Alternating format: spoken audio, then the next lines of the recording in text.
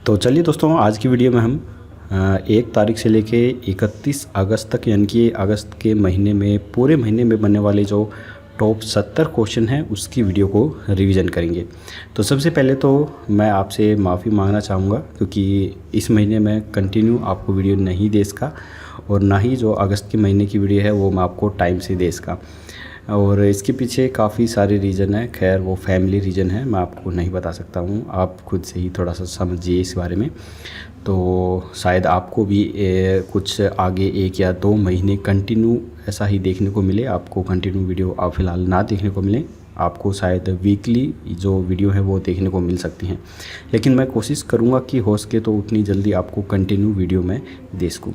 खैर चलिए, अगस्त के महीने के टॉप 70 क्वेश्चनों की वीडियो आज की 70 क्वेश्चनों के जो क्वेश्चन हैं वो आज की वीडियो में हम देख लेते हैं। तो चलिए शुरू करते हैं। लेकिन उससे पहले मैं आपको बता दूं कि अगर आप हमारे किसी भी वीडियो को पीडीएफ के रूप में डाउनलोड करना चाहते हैं तो प्राइस आपको यहाँ पर दिख रहे हैं। 1 महीने की पीडीएफ 20 रुपये में, 6 महीने की 60 में और 1 साल की 100 रुपये में मिल रही है। जिसको खरीदने के लिए आपको बस ये कोड स्कैन करना है और जितने महीने की पीडीएफ चाहिए उतने रुपये पे करके उसका स्क्रीनशॉट यहाँ पर स्क्रीन पर दिए गए व्हाट्सएप नंबर पर सेंड कर देना है। जिसके बाद पीडीएफ फाइल हम आपको व्हाट्सएप पर ही सेंड कर देंगे। तो चलिए शुरू कर लेते हैं आज के क्वेश्चंस। पहला प्रश्न है कि हरियाणा के मुख्यमंत्री मनोहर लाल ने हर वर्ष किस दिन को नई शिक्षा नीति दिवस के रूप में बनाने की घोषणा की है? तो ये घोषणा की गई है 29 जुलाई को। हरियाणा के मुख्यमंत्री मनोहर लाल ने हर वर्ष 29 जुलाई को नई शिक्षा नीति दिवस के रूप में बनाने की घोषणा की। इस दिन शिक्षा नीति के लक्ष्य व उद्देश्यों की प्रगति की समीक्षा भी की जाएगी। इसके बाद है, गोरक्षा के लिए हरियाणा सरकार ने हर जिले में कौन सी टास्क फोर्स बनाने का फैसला किया है? तो ये फैसला किया गया है स्पेशल काउ टास्क फोर्स बनाने का फैसला। गोरक्षा के लिए अब प्रदेश के हर जिले के अंदर गौ सुरक्षा कार्यबल समिति का गठन किया जाएगा। इस बारे में नवंबर 2020 में फैसला लिया गया था और अब नोटिफिकेशन भी इसका जारी कर दिया गया है। अब टास्क फोर्स का गठन जल्द ही शुरू कर दिया जाएगा। जिला स्तर पर 11 सदस्यीय स्पेशल काउ टास्क फोर्स बनाई जाएगी। इसके बाद हाल ही में किसे हरियाणा लोक सेवा आयोग के सदस्य के पद पर नियुक्त किया गया है? तो ये किया गया है आनंद कुमार शर्मा को।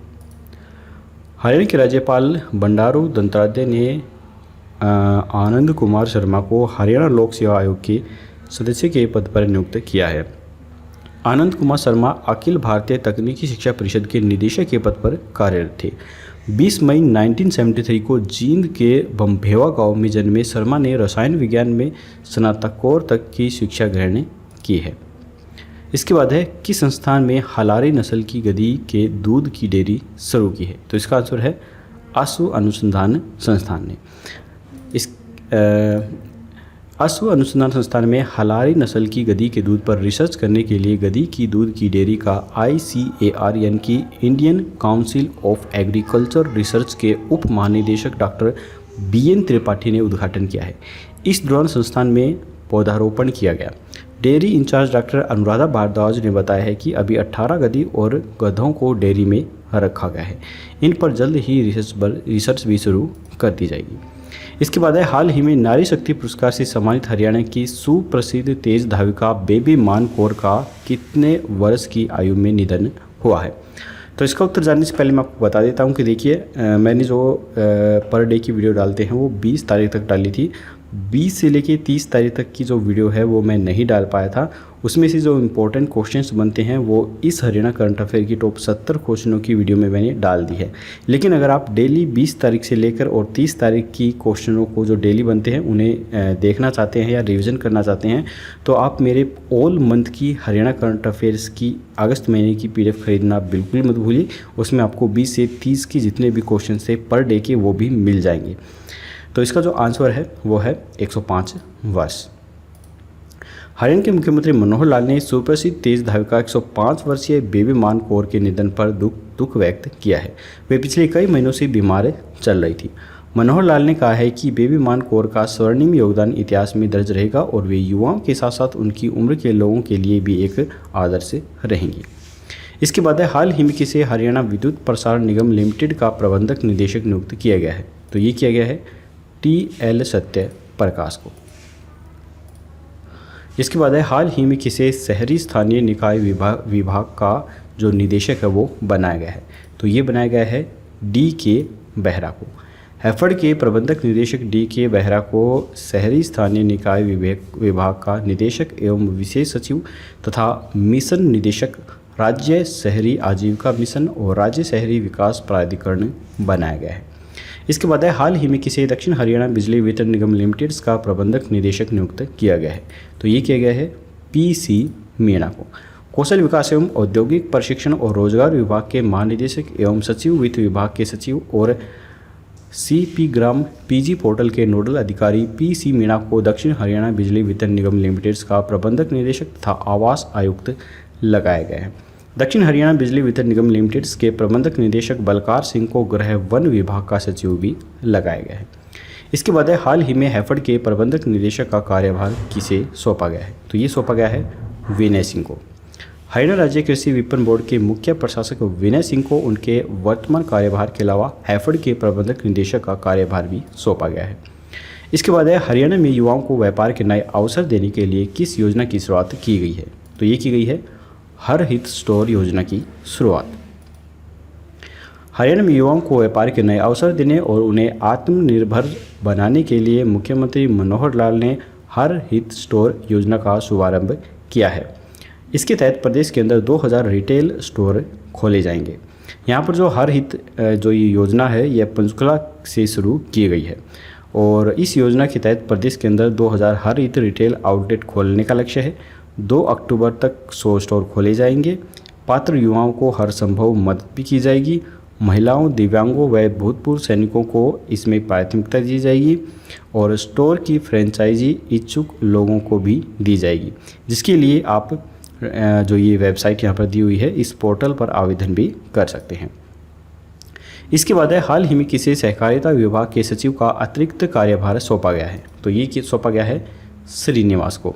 हरियाणा डेयरी विकास सहकारी प्रबंधक प्रसंघ के प्रबंधक निदेशक A. श्रीनिवास को रजिस्ट्रार सहकारी समितियां लगाया गया है। साथ ही उन्हें सहकारिता विभाग के सचिव का अतिरिक्त कार्यभार भी सौंपा गया है।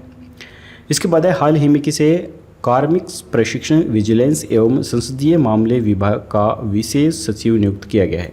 तो ये किया गया है अशोक कुमार मीणा को।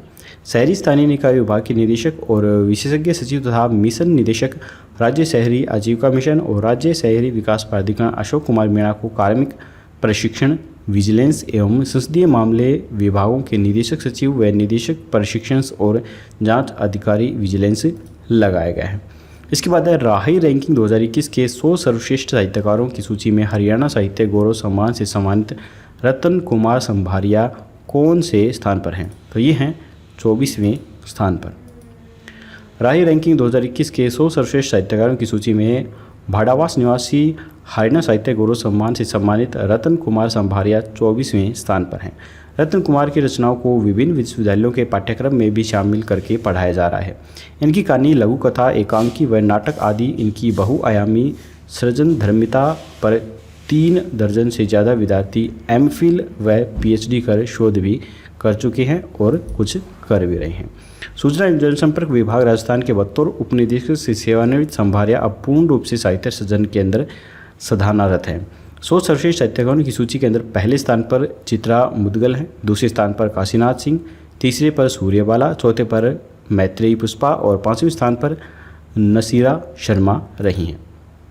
इसके बाद हाल ही में किसी हरियाणा एवं श्रम विभाग का सचिव नियुक्त किया गया है। तो ये किया गया है पंकज अग्रवाल को। हरियाणा शासन सुधार प्राधिकरण के सदस्य सचिव पंकज अग्रवाल को प्रशासनिक सुधार विभाग का आयुक्त एवं सचिव तथा श्रम आयुक्त हरियाणा एवं श्रम विभाग का सचिव लगाया गया है। इसके बाद किसी लघु मध्यम एवं सूक्ष्म उद्योग का महानिदेशक नियुक्त किया गया है। तो ये किया गया है विकास गुप्ता को। लघु मध्यम एवं सूक्ष्म उद्योग के महानिदेशक तथा बजट घोषणाओं 2020-21 की निगरानी के लिए नोडल अधिकारी विकास गुप्ता को लघु मध्यम एवं सूक्ष्म उद्योग का महानिदेशक और नागरिक संसाधन सूचना डिपोजिटरी के लिए प्राधिकरण का मुख्य कार्यकारी अधिकारी लगाया गया है। सूक्ष्म लघु और मध्यम उद्यम विकास बिल 2005 जो कि 12 मई 2005 को संसद में प्रस्तुत किया गया था, इसको राष्ट्रपति के द्वारा स्वीकृति भी दे दी गई है और इस प्रकार एक अधिनियम बन गया था। इस अधिनियम को सूक्ष्म लघु और मध्यम उद्यम विकास अधिनियम 2006 के रूप में नामांकित किया गया है। इसके बाद है हरियाणा के किस जिले की Ranjita Sharma sword of honour award पाने वाली देश की पहली महिला अधिकारी बन गई है? तो ये बनी है रेवाड़ी की रहने वाली रंजीता शर्मा। रंजीता शर्मा ने प्रशिक्षण के दौरान गृह मंत्रालय का IPS association sword of honour का अवार्ड प्राप्त किया है। रंजीता इस पुरस्कार को हासिल करने वाली देश की पहली महिला अधिकारी हैं। रंजीता शर्मा रेवाड़ी के गांव डहिया निवासी सतीश शर्मा की बेटी हैं। इसके बाद है हाल ही में किसे मत्स्य विभाग का विशेष सचिव नियुक्त किया गया है? तो ये किया गया है रवि प्रकाश गुप्ता को। हरियाणा सरकार ने तुरंत प्रभाव से कृषि एवं किसान कल्याण विभाग के विशेष सचिव श्री रवि प्रकाश गुप्ता को मत्स्य विभाग का विशेष सचिव नियुक्त किया है। इसके बाद है हाल ही में कौन सा देश अंतर्राष्ट्रीय सौर संगठन में शामिल हुआ है? तो ये हुआ है स्वीडन। जुलाई 2021 में यूरोपीय संघ के एक प्रमुख सदस्य स्वीडन ने इंटरनेशनल सोलर अलायंस के लिए रूपरेखा समझौते की पुष्टि की है। IEC भारत की एक वैश्विक पहल का उद्देश्य ऊर्जा सुरक्षा को बढ़ाने और जलवायु परिवर्तन के कारण आने वाली चुनौती से निपटने के लिए सौर ऊर्जा और टिकाऊ समाधान प्रदान करना है। इसके बाद है हाल ही में किसी गुरुग्राम के अतिरिक्त आयुक्त का कार्यभार सौंपा गया है? तो ये सौंपा गया है जसप्रीत कोरा को।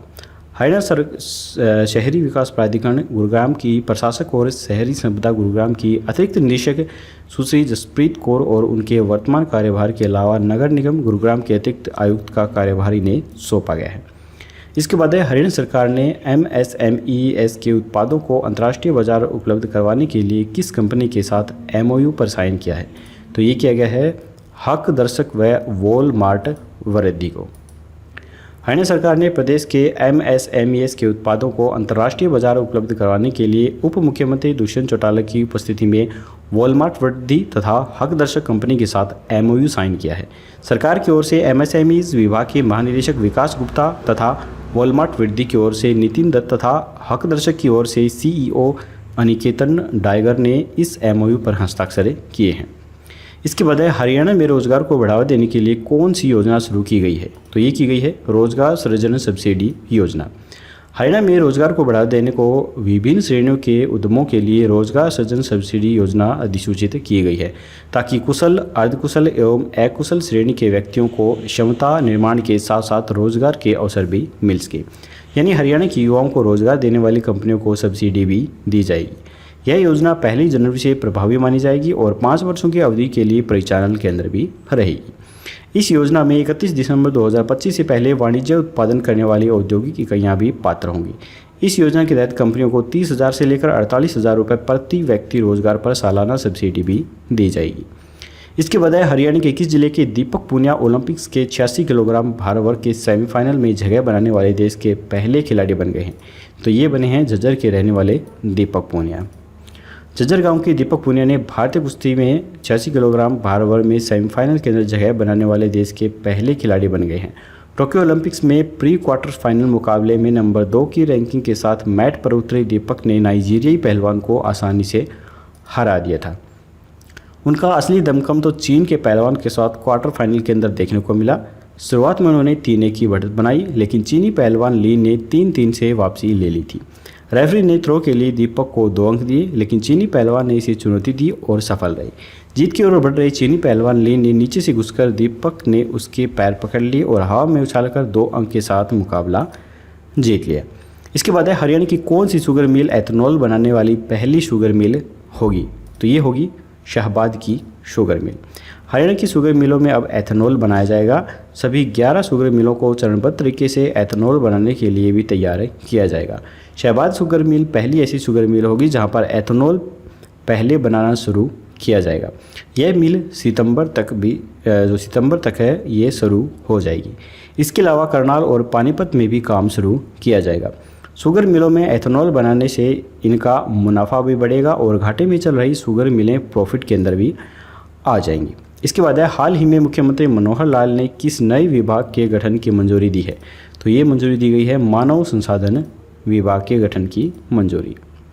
इसके बाद भारतीय हॉकी टीम ने कितने साल बाद देश के लिए कोई पदक जीता है? तो ये जीता है 41 साल के बाद। भारत ने जर्मनी को हराकर ओलंपिक्स में ब्रॉन्ज मेडल जीता है। भारतीय टीम ने 41 साल बाद देश के लिए कोई पदक जीता है। मुख्यमंत्री ने टोक्यो 2020 में ब्रॉन्ज मेडल जीतने पर भारतीय हॉकी टीम में शामिल हरियाणा के दोनों खिलाड़ियों सुरेंद्र कुमार और सुमित को 2.5 करोड़ रुपए खेल विभाग में नौकरी और कंसलेशंस रेट पर HSVP के प्लांट देने की घोषणा की है। मुख्यमंत्री ने ओलंपिक में रजत पदक जीतने पर रवि दहिया को 4 करोड़ की इनाम राशि के साथ ही सरकार में क्लास 1 की नौकरी और कंसेशनल्स रेट पर HSV का प्लाट देने की भी घोषणा की है। इसके बाद हाल ही में किस यूनिवर्सिटी के अंदर 10 मीटर एयर राइफल्स एवं पिस्टल शूटिंग रेंज का शुभारंभ किया गया है? तो ये किया गया है HAU हरियाणा एग्रीकल्चर यूनिवर्सिटी के अंदर। HAU के गिरी सेंटर में हिसार की 10 मीटर एयर राइफल एवं पिस्टल शूटिंग रेंज का शुभारंभ किया गया। यह रेंज इंडोर है, इसमें सभी इलेक्ट्रॉनिक्स मशीनों का प्रयोग भी किया गया है। खिलाड़ियों की सुविधाओं के लिए इस रेंज के अंदर अंतर्राष्ट्रीय स्तर की ऑटोमेटिक्स मशीनें भी लगाए जाने का प्रयास किया जा रहा है, ताकि राष्ट्रीय और अंतर्राष्ट्रीय स्तर के मुकाबले यहाँ पर हो सके। HAU में खेलों को बढ़ावा देने के लिए खेलो इंडिया राष्ट्रीय कार्यक्रम के तहत 4 करोड़ 65 लाख रुपए की लागत से अंतर्राष्ट्रीय सिंथेटिक्स ट्रैक का निर्माण किया गया है। इसके बाद हाल ही में हरियाणा सरकार ने कौन सा बैंक बनाने का निर्णय लिया है? तो ये है भूमि बैंक बनाने का निर्णय। हरियाणा सरकार ने प्रदेश के अंदर भूमि बैंक बनाने का निर्णय लिया है। अब किसान सहित अन्य लोग मजबूरी में नहीं बल्कि मोल भाव कर सीधे सरकार को अपनी ज़मीनें बेच सकेंगे। राजस्व विभाग इस भूमि बैंक को संभालेगा और जरूरत के अनुसार निगमों, बोर्डों या विभागों को भी इसे हस्तांतरित करेगा। किसान सरकार को किसी विशेष स्थान पर विकास परियोजना के लिए भूमि का चयन करने का परामर्श भी दे सकते हैं। इसके बाद है पेट्रोनेट्स LNG लिमिटेड के गैस प्लांट लगाने वाला हरियाणा देश का कौन सा राज्य होगा? तो ये होगा पहला राज्य। हरियाणा सरकार प्रदेश के अंदर पर्यावरण को शुद्ध रखने के लिए संपीड़ित प्राकृतिक गैस, जिसे कंप्रेस्ड नेचुरल गैस भी कहा जाता है, इसके प्लांट लगाएगी। हरियाणा प्रदेश देश का पहला राज्य होगा जहां पर पेट्रोनेट्स LNG लिमिटेड के प्रदूषण से मुक्ति दिलाने वाले गैस प्लांट लगाए जाएंगे। पेट्रोनेट LNGC लिमिटेड नामक उपक्रम भारत सरकार के पेट्रोलियम एवं प्राकृतिक गैस मंत्रालय ONGC, IOCL, गैल तथा BPCL कंपनियों का संयुक्त उपक्रम भी है। तो यहाँ पर जो ONGC है इसका हेडक्वार्टर नई दिल्ली के अंदर है। इसके वर्तमान CEO शशि शंकर हैं। इसकी स्थापना भारत सरकार के द्वारा की गई थी और इसकी जो स्थापना है वो 14 अगस्त सन 1956 यानी कि 1956 को की गई थी। और ONGC की जो फुल फॉर्म होती है वो होती है oil and natural gas corporations. इसके बाद हाल ही में किस जिले की कंपनी ने इंस्टीट्यूट फॉर कॉम्पिटिटिवनेस द्वारा बुजुर्ग सूचकांक 2021 जारी की है? तो ये की गई है गुरुग्राम के द्वारा। 11 अगस्त 2021 को प्रधानमंत्री की आर्थिक सलाहकार परिषद के अध्यक्ष डॉक्टर विवेक देवराय ने भारत में बुजुर्गों के नेतृत्व वाले जीवन की गुणवत्ता को मापने वाले बुजुर्ग सूचकांक 2021 के लिए जीवन की गुणवत्ता जारी की है। इसे EACPN के अनुरोध पर इंस्टीट्यूट फॉर कॉम्पिटिटिवनेस के द्वारा भी बनाया गया है। इसके बाद यह रिपोर्ट भारतीय राज्यों में उम्र बढ़ाने के क्षेत्रीय पैटर्न की पहचान करती है और भारत के अंदर उम्र बढ़ाने वाली आबादी की समग्र भलाई का आकलन भी करती है। अगर हम यहाँ पर प्रतिस्पर्धात्मक संस्थान इसके बारे में बात करें तो इसका मुख्यालय हरियाणा के गुरुग्राम में है और इसके मानद अध्यक्ष जो हैं हाल ही में वो प्रोफेसर अमित कपूर हैं। इसके बाद है ADB ने भारत में ग्रीन हाउसिंग के लिए किसके साथ समझौता किया है? तो ये समझौता किया है IIFL होम फाइनेंस के साथ। एशियाई विकास बैंक यानी कि जिसे शॉर्ट के अंदर ADB कहा जाता है, इसने भारत में कार्बन उत्सर्जन को कम करने और पानी और जीवन शक्ति को संरक्षित करने के लिए IIFL होम फाइनेंस की सहायक company prize housing finance IIFL India Infoline Home Finance Limited के साथ हाथ मिलाया है। IIFL कार्यक्रम की तकनीकी सहायता है। इस परियोजना की कुल लागत $1 मिलियन है। ADB अपने urban climate change resilience trust fund के माध्यम से फंड करेगा। IIFL भारत में सस्ते ARID आवास के लिए 90.3 मिलियन का योगदान भी देगी। इसके बाद भारतीय रिजर्व बैंक ने डिजिटली बैंकिंग धोखाधड़ी के खिलाफ अपने नए जन जागरूकता अभियान के लिए किस ओलंपिक पदक विजेता को शामिल किया है? तो ये किया गया है नीरज चोपड़ा को। भारतीय रिजर्व बैंक ने डिजिटली बैंकिंग धोखाधड़ी के खिलाफ अपने नए जन जागरूकता अभियान के लिए ओलंपिक स्वर्ण पदक विजेता एथलीट नीरज चोपड़ा को शामिल किया है, यानी कि इन्हें ब्रांड एम्बेसडर के रूप में इन्होंने नियुक्त किया है। इस अभियान के एक हिस्से के रूप में नीरज चोपड़ा लोगों से वन टाइम पासवर्ड, कार्ड सत्यापन मूल्य नंबर और एटीएम पिन जैसी विवरणों को दूसरों के सामने प्रकट नहीं करने का आग्रह कर रहे हैं। इसके बाद हम जान लेते हैं कि नीरज चोपड़ा के बारे में इनकी क्या खासियत है। देखिए, नीरज चोपड़ा हरियाणा के पानीपत जिले के छोटे से खंडा गांव के रहने वाले हैं। हरियाणा के पानीपत के भारतीय भाला फेंक खिलाड़ी नीरज चोपड़ा ने टोक्यो ओलंपिक्स 2020 में पुरुषों की भाला फेंक के अंदर स्वर्ण पदक जीता है। वह स्वतंत्र भारत के लिए स्वर्ण पदक जीतने वाले पहले ट्रैक एंड फील्ड एथलीट भी बने हैं। उन्होंने 2018 में आयोजित राष्ट्रमंडल खेलों और एशियाई खेलों दोनों में ही स्वर्ण पदक जीता हुआ है। उन्हें 2018 में अर्जुन पुरस्कार से भी सम्मानित किया गया था। इसके साथ ही वह इंडियंस आर्मी में सूबेदार के पद पर भी कार्यरत हैं। सेना में जूनियर कमीशंस ऑफिसर के तौर पर भी ये काम करते हैं। तो काफ़ी इंपॉर्टेंट है नीरज चोपड़ा के बारे में, आपको अच्छे से इन सभी पॉइंटों को ध्यान में रखना है। इसके बाद है एथलेटिक्स फेडरेशन ऑफ इंडिया ने हर साल किस दिन को जेवलिन थ्रो डे के रूप में बनाने की घोषणा की है। तो ये की गई है 7 अगस्त को। एथलेटिक्स फेडरेशन ऑफ इंडिया ने नीरज चोपड़ा की इस ऐतिहासिक कामयाबी को यादगार बनाने का फैसला लिया है। इसके लिए उन्होंने 7 अगस्त का दिन तय किया है। अब हर साल 7 अगस्त जेवलिन थ्रो डे के रूप में बनाया जाएगा। इस दिन पूरे देश में जेवलिन थ्रो के टूर्नामेंट भी करवाए जाएंगे। इससे जूनियर खिलाड़ियों को फ़ायदा ज़रूर होगा। हरियाणा के 21 जिले में लाडो की बगिया ऑक्सीजन की शुरुआत की जाएगी। तो ये की जाएगी झज्जर के अंदर। आज़ादी के अमृत महोत्सव व हरियाली की तीज के पावन अवसर पर मुख्यमंत्री ने 11 अगस्त 2021 को सुबह 10 बजे चंडीगढ़ से वीडियो कॉन्फ्रेंसिंग के माध्यम से झज्जर जिले के गांव खानपुर खुर्द में लाडो की बगिया ऑक्सीजन का शुभारंभ किया। इसके बाद हाल ही में किस शहर में real time air quality monitoring station की शुरुआत की गई है। तो ये की गई है चंडीगढ़ के अंदर। शहर के अंदर दूसरा real time air quality monitoring station शुरू हुआ है, जिसका उद्घाटन एडवाइज़र धर्मपाल के द्वारा किया गया है। यह air quality monitoring station sector 22A के सरकारी स्कूल में बनाया गया है। इस मॉनिटरिंग स्टेशन के शुरू होने से पॉल्यूशंस के बारे में सही से जानकारी भी मिल सकेगी। हाल ही में किसे हेल्थ यूनिवर्सिटी रोहतक की वीसी नियुक्त किया गया है। तो ये नियुक्त किया गया है डॉक्टर अनीता सक्सेना को। दिल्ली एम्स की डॉक्टर अनीता सक्सेना को हेल्थ यूनिवर्सिटी रोहतक की वीसी नियुक्त किया गया है। इसके बाद हाल ही में किसे खान एवं भू विज्ञान विभाग के संयुक्त निदेशक का अतिरिक्त कार्यभार सौंपा गया है। तो ये सौंपा गया है आशुतोष रंजन को। संयुक्त आबकारी एवं कराधान आयुक्त हरियाणा और कलेक्टर आबकारी आशुतोष रंजन को खान एवं भू विज्ञान विभाग के संयुक्त निदेशक का अतिरिक्त कार्यभार सौंपा गया है।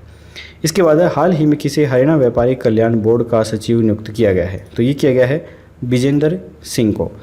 हरियाणा रोडवेज भिवानी के महाप्रबंधक विजेंद्र सिंह को लघु एवं मध्यम उद्योग हरियाणा का संयुक्त निदेशक और हरियाणा व्यापारी कल्याण बोर्ड का सचिव भी लगाया गया है। इसके बाद किस जिले के परमवीर सिंह का नाम world book of world record London के अंदर शामिल किया जाएगा। तो ये किया जाएगा करनाल के रहने वाले परमवीर सिंह का नाम।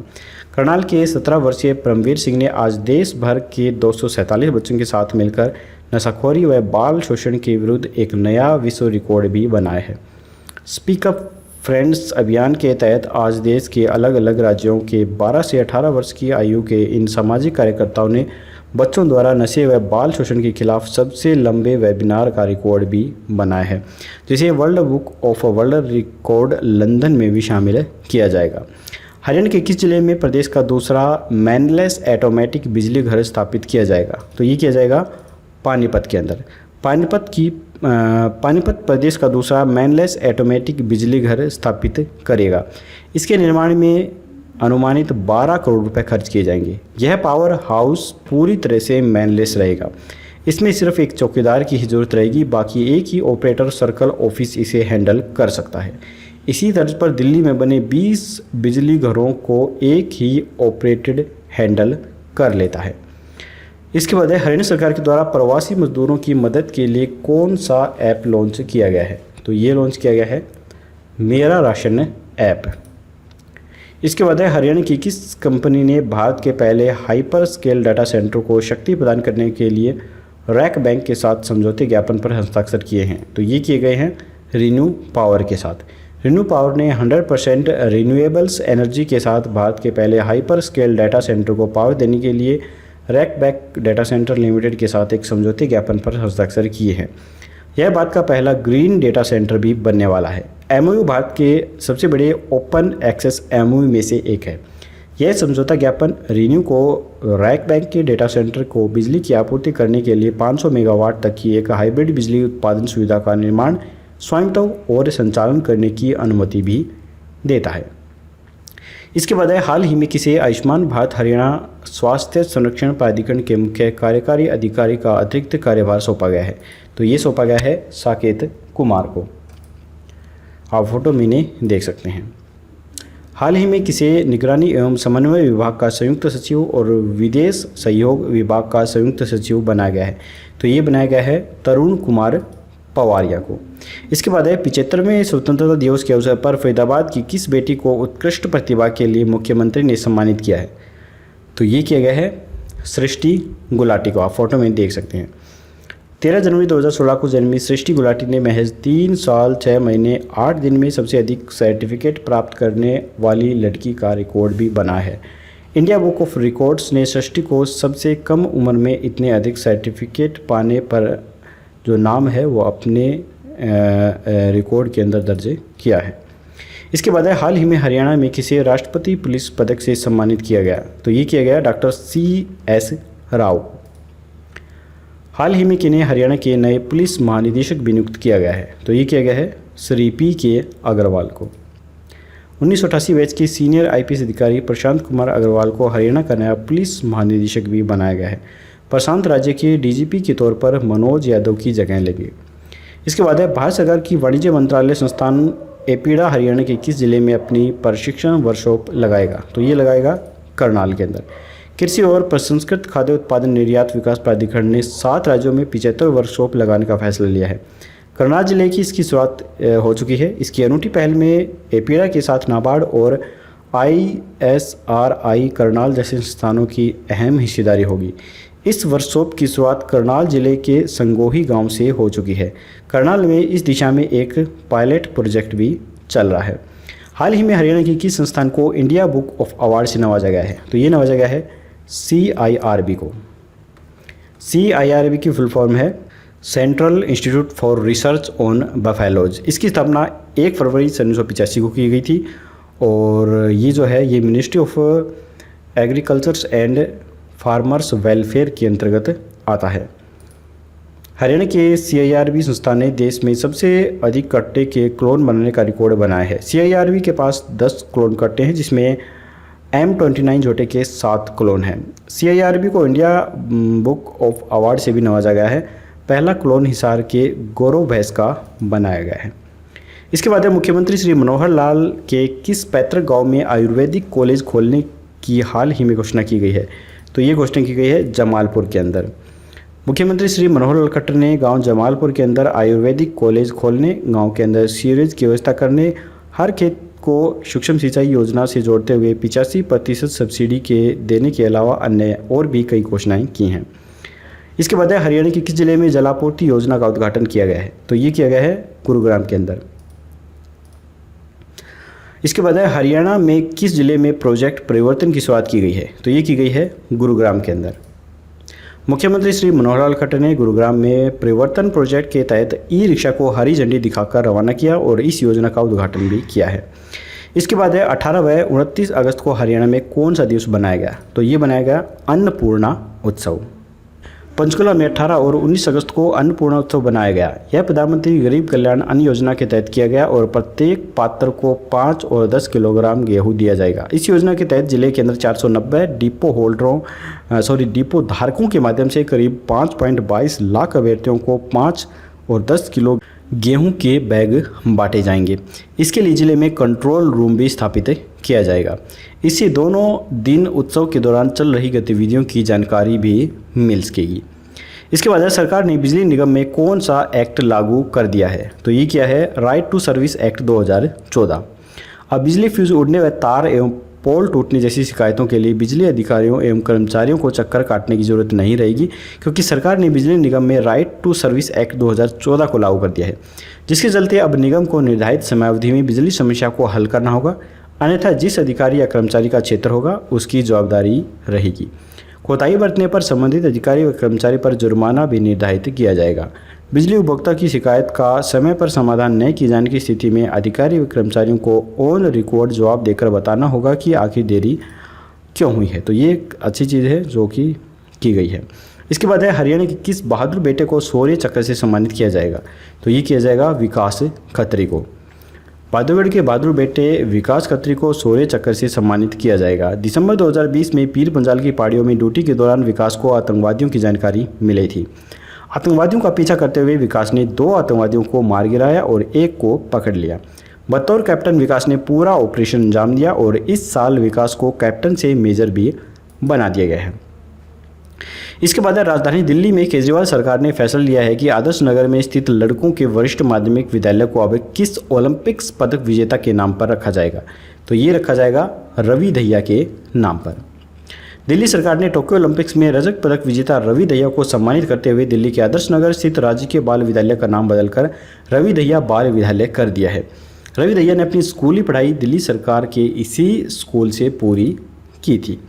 इसके बाद है किस कंपनी ने ओलंपियंस मीराबाई चानू को न्यूट्रीलाइट्स का ब्रांड एम्बेसडर नियुक्त किया है। तो ये किया गया है एमवे इंडिया को। इसके बाद है रोहतक के किस खिलाड़ी ने जूनियर वर्ल्ड कुश्ती चैंपियनशिप में कांस्य पदक जीता है। तो ये जीता है दीपक नेहरा ने। रोहतक जिले के गांव निदाना निवासी दीपक नेहरा ने रूस में हुई जूनियर वर्ल्ड कुश्ती चैंपियनशिप में कांस्य पदक जीता है। दीपक ने 97 किलो भार वर्ग में यह मुकाबला लड़ा है, जिसमें उन्होंने हंगरी के खिलाड़ी को हराकर मेडल देश के नाम किया है। इसके बाद है हाल ही में पीएफसी ने हाइड्रो परियोजना और अधिग्रहण के लिए धन उधार देने के लिए एनएचपीसी के साथ समझौते ज्ञापन पर हस्ताक्षर किए हैं। एनएचपीसी का मुख्यालय कहाँ पर स्थित है। तो ये स्थित है फरीदाबाद के अंदर। 24 अगस्त 2021 को पावर फाइनेंस कॉर्प और एनएचपीसी लिमिटेड के बीच एक समझौते ज्ञापन पर हस्ताक्षर किए गए, जिसके तहत पीएफसी एनएचपीसी लिमिटेड की जल विद्युत परियोजनाओं, विशेष रूप से संयुक्त उद्यम के तहत परियोजनाओं और दबावग्रस्त परियोजनाओं के अधिग्रहण को वित्तीय सहायता प्रदान करेगा। इसके हस्ताक्षरकर्ता वीके मैनी हैं और कार्यकारी जो निदेशक हैं वो यहाँ के सुबीर शाह हैं। अगर हम एनएचपीसी के बारे में करें तो यह भारत की एक मिनी रत्न श्रेणी की कंपनी है जो कि सार्वजनिक क्षेत्र का उपक्रम है। इसके अध्यक्ष और प्रबंधक निदेशक अभय कुमार सिंह हैं और इसका मुख्यालय हमारे हरियाणा के फरीदाबाद के अंदर स्थित है। अगर पावर फाइनेंस कॉर्प कंपनी की बात की जाए तो यह एक अनुसूचित ए नवरत्न केंद्रीय सार्वजनिक क्षेत्र का उपक्रम है और इसकी स्थापना सन 1986 के अंदर की गई थी। इसके अध्यक्ष और प्रबंधक निदेशक रविंद्र सिंह ढिल्लों हैं, जिसका मुख्यालय नई दिल्ली के अंदर स्थित है। इसके बाद है भारत के अमित खत्री ने केन्या की राजधानी नैरोबी में अंडर 20 वर्ल्ड एथलेटिक्स चैंपियनशिप में 10,000 मीटर पैदल चाल में कौन सा पदक हासिल किया है। तो ये किया गया है रजक पदक हासिल किया है। भारत के अमित खत्री ने केन्या की राजधानी नैरोबी में अंडर 20 वर्ल्ड एथलेटिक्स चैंपियनशिप में 10,000 मीटर पैदल चाल में रजत पदक हासिल कर लिया है।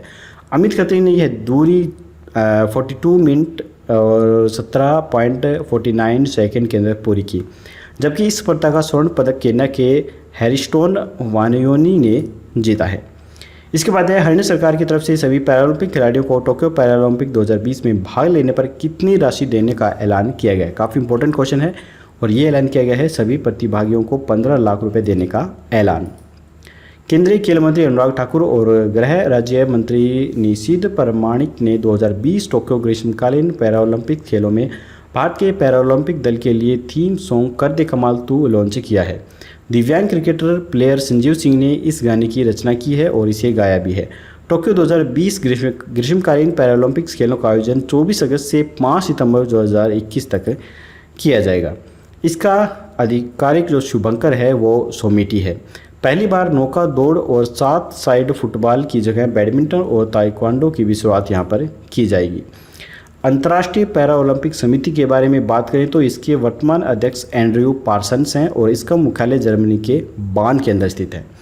इसके बाद है जल प्रबंधन की शानदार योजनाओं को प्रभावी तरीके से लागू करने की वजह से किस राज्य को the energy and environments foundation के द्वारा प्लेटिनम कैटेगरी के तहत global innovations in water technology award मिला है? तो ये मिला है हरियाणा को।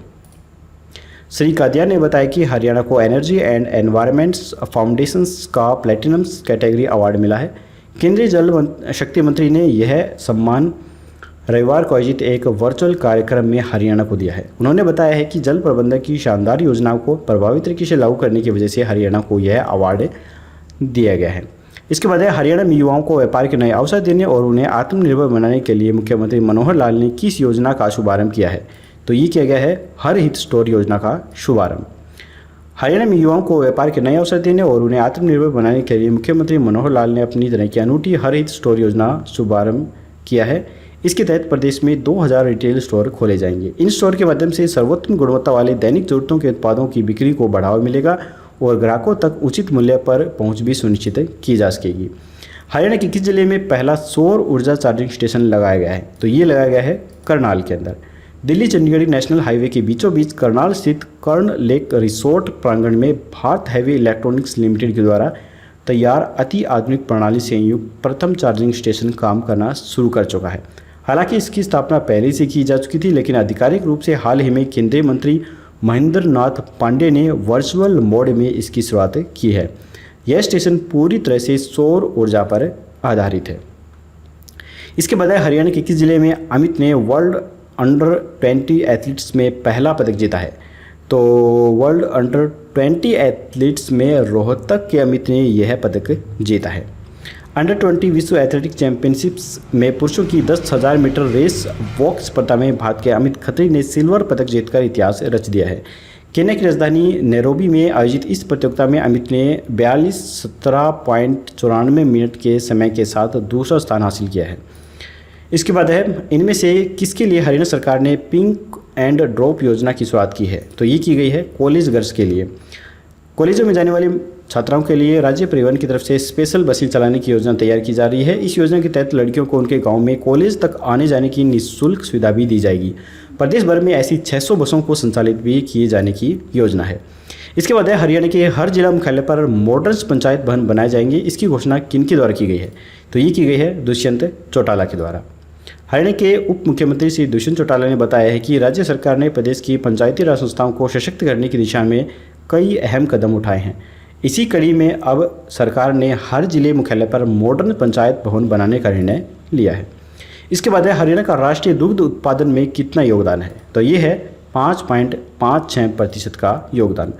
हरियाणा पशुधन विकास बोर्ड की स्थापना 13 जनवरी सन 2000 को हुई।